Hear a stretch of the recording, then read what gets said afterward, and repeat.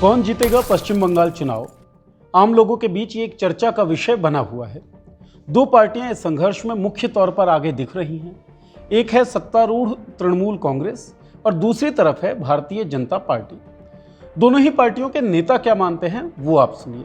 200 से ज्यादा सीटों के साथ भारतीय जनता पार्टी पूर्ण बहुमत की सरकार यहां पर बनाने जा रही है।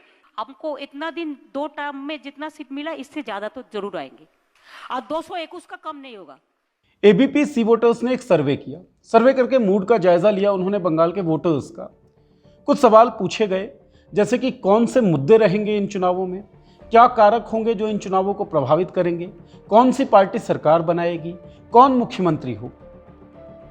सर्वे में क्या निकलकर सामने आया वो सभी आपको सिलसिलेवार ढंग से बताते हैं। पहला सवाल था मुद्दा क्या रहेगा। तो सर्वे में हिस्सा लेने वाले 35.2% लोगों ने माना कि बेरोजगारी आगामी विधानसभा चुनावों का सबसे बड़ा मुद्दा रहेगा। हम सब जानते हैं केवल बंगाल नहीं बल्कि पूरे देश के युवाओं की सबसे बड़ी चिंता बेरोजगारी को लेकर ही है। जब हमने बंगाल के युवाओं से बेरोजगारी के बारे में बातचीत की और चुनावों से उनकी क्या अपेक्षा है इस बारे में सवाल पूछा तो उन्होंने क्या कहा वो सुनिए। जब वोट आती है तब बहुत रोजगार की बात करती है और जब वोट निकाल जाती है उसकी इलेक्शन की रिजल्ट आ जाती है उसके बाद सरकार सब भूल जाती है। सर्वे के मुताबिक दूसरे नंबर पर जो मुद्दा हावी रहेगा वो है बिजली, सड़क और पानी का मुद्दा। 19.7% लोगों ने ऐसा माना। 15.4% लोगों का मानना यह था कि कोरोना संक्रमण के कारण जो परिस्थितियां उपजी हैं वो इन चुनावों का मुद्दा बनेंगी।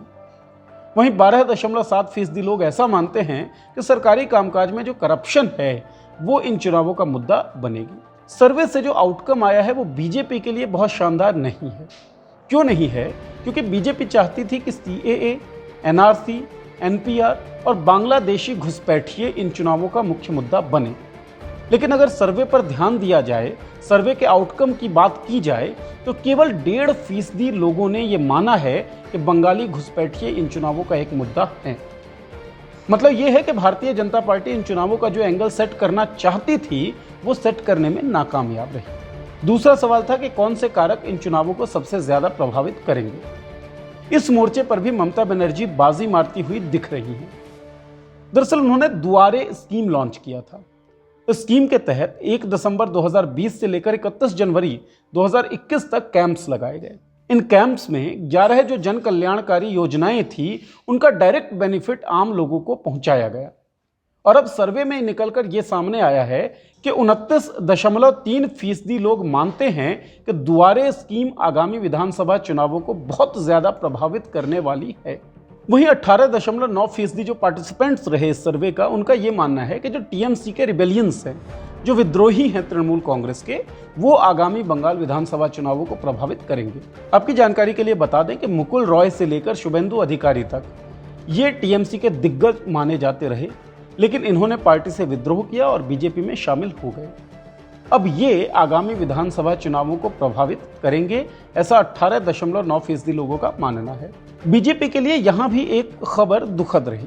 ये स्पेक्यूलेशन के सौरभ गांगुली बीजेपी में शामिल हो सकते हैं, इस पर बहुत इन्वेस्ट किया भारतीय जनता पार्टी ने और मीडिया के भी एक बड़े तबके ने। सौरभ गांगुली का बीजेपी में शामिल होने का ये स्पेक्यूलेशन आगामी विधानसभा चुनावों को प्रभावित करेगा ऐसा केवल 5% लोग मानते हैं। यानी बीजेपी जिसे ट्रंप कार्ड समझकर खेल रही थी वो ट्रंप कार्ड भी उतना ज्यादा लाभकारी साबित नहीं हुआ।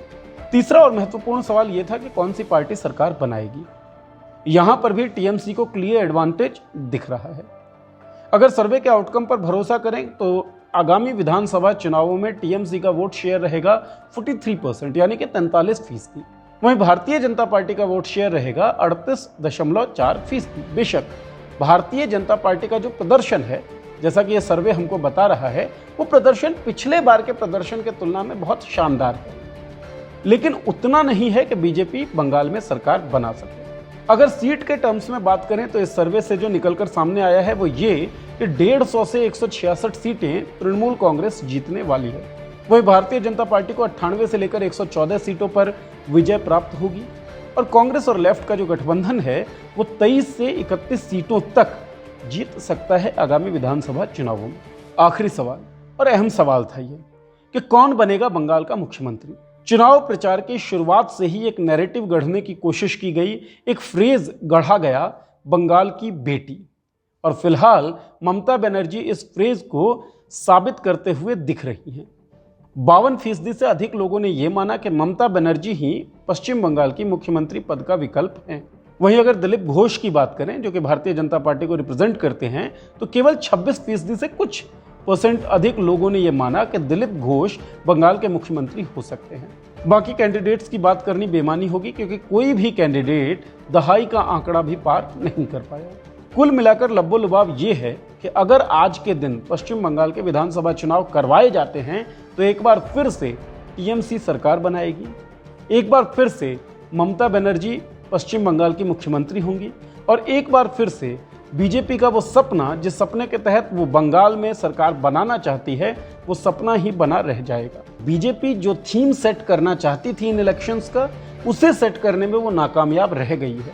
इसलिए ये कहना गलत नहीं होगा कि अंतिम मार्ग तक पहुंचते पहुंचते तस्वीर के बदलने की संभावना बहुत ही कम है। पश्चिम बंगाल इलेक्शन से जुड़े तमाम अपडेट्स के लिए आप जुड़े रहिए मॉलिटिक्स के साथ, देखते रहिए हमारे वीडियो, सब्सक्राइब कीजिए हमारा यूट्यूब चैनल। अगर फेसबुक पर देख रहे हैं वीडियो तो लाइक कीजिए हमारा पेज। शुक्रिया।